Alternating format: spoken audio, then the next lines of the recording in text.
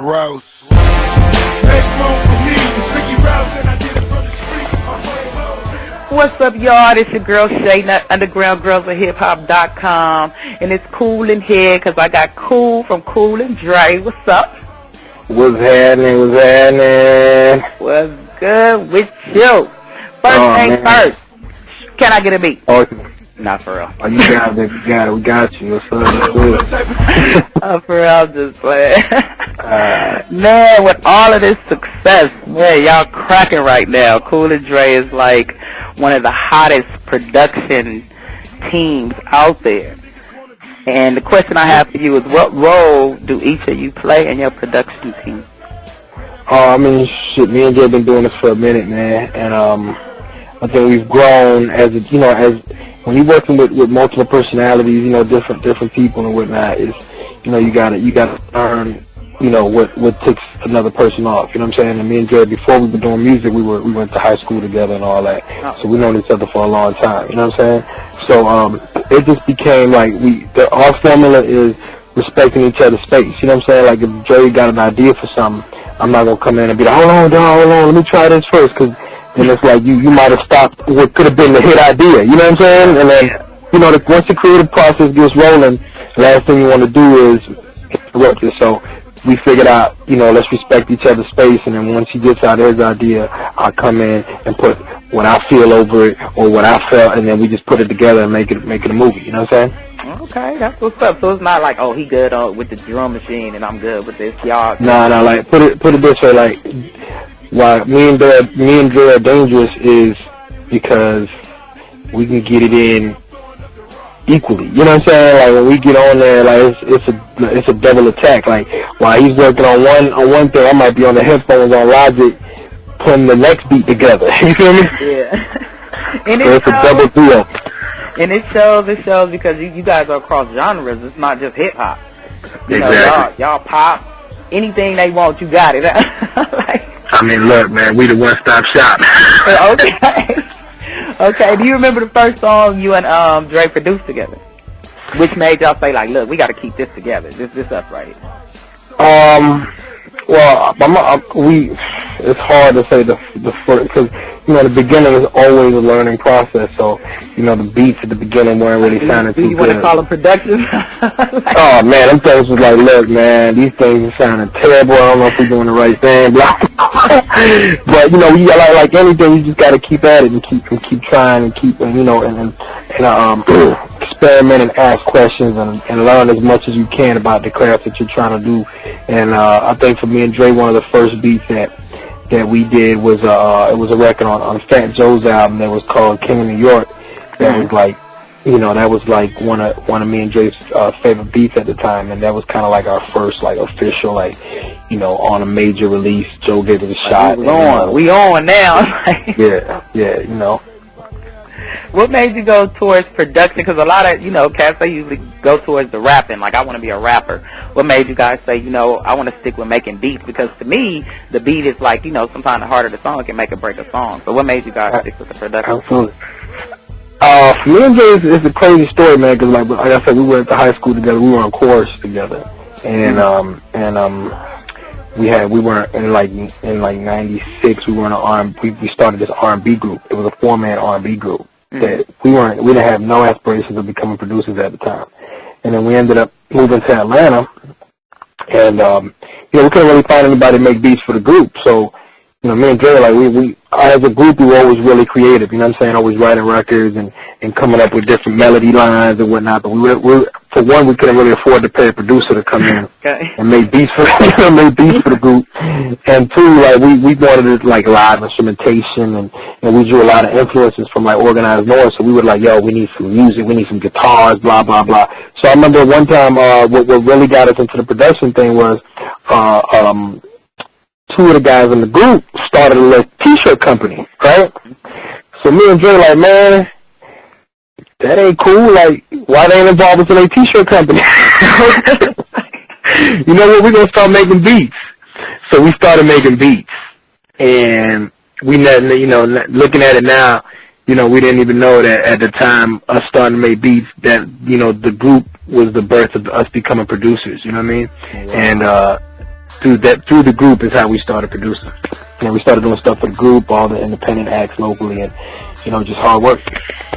Okay, so tell me a little bit about the artists that you're working with now. I see, that you have a new song coming out with C-Ride. Yeah, C-Ride, he's crazy, man. He's young. He's got a lot of pizzazz, a lot of swag, a lot of character, and you know what I mean. He's lyrically, he's special. You know what I mean. He's dope. Like when he walks in the room, he's got a whole aura about him, and he's been with us for a little bit, and we just. With artists, man, artists gotta, they gotta sometimes go through stages because when it happens too fast, they leave fast. So for C-Ride, it's been a learning experience, and it's been, he's been signed for about 2 years, but it's been a learning experience for him, and it's his time right now. We got the right records. We got the first single is called Money Right Here featuring T-Pain, which we got the beat from these kids out of New Orleans called Beats and Hooks. Out there, they mess around with Juvenile. They're dope. And so you get other beats from other people for your artists as well. Yeah, because my thing is at the end of the day, man, we're producers, but at the end of the day, we're businessmen. You know what I mean? If somebody, I don't care who it is, if there's a new producer up the street and he's got some heat, look, we got an artist. Let's go. One thing about me and Dre, and I think that's why we've been as successful as we've been, is we give everybody a shot. We ain't haters. You know what I mean? Like we could easily be like, we're doing the first single no matter what, blah blah blah. You know what I mean? But so we heard the track, and the record was crazy. Our man Castro had the track brought it to us, and was like, look, let's give C-Ride a shot on it. He wrote the hit verses on it, and that got the project rolling again to where we're already done with the album. Like we got the next single ready to go, the single after that. So it happens, man. It happens like that. Sometimes artists, for example, Rick Ross was putting out records locally for years. You know what I mean? And finally, hustling, the runners did hustling for him, and it was like the perfect record for the perfect artist at the perfect time. Yeah, so there you go. Okay, speaking of that, because that's undergroundgirlsofhiphop.com. Tell me your thoughts about females in the game, because I hear you saying, it takes time and things like that. What are you looking for in the next female MC as a producer? What are your expectations? Definitely some originality.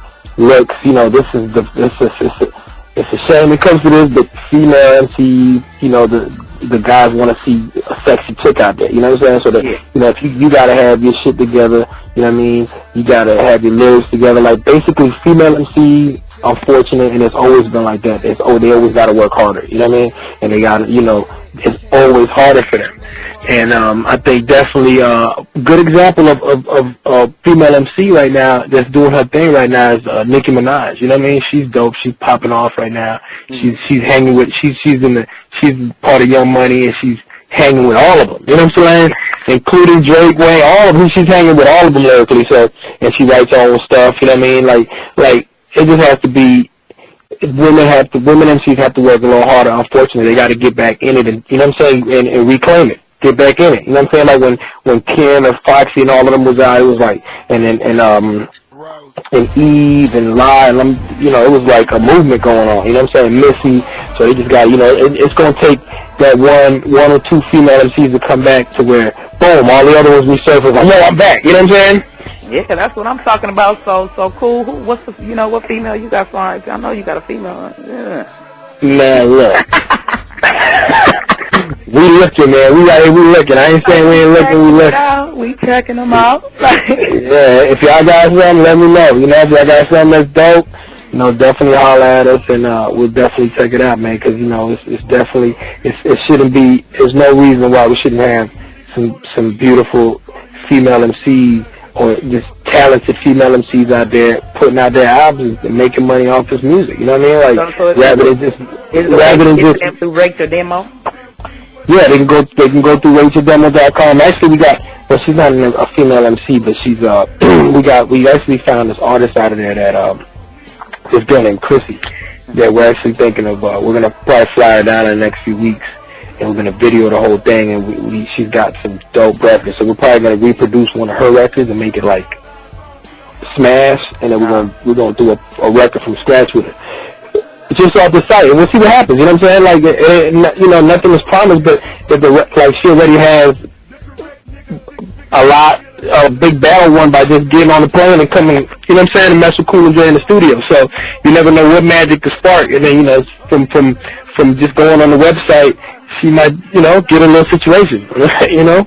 That's what's up. See, and you know what, Cool and Dre should, you know, team up with UndergroundGirlsOfHipHop.com and try to find that next female MC. Oh, let's do it. You already know. We ready. Oh, man, I'm loving your music. Tell me about this.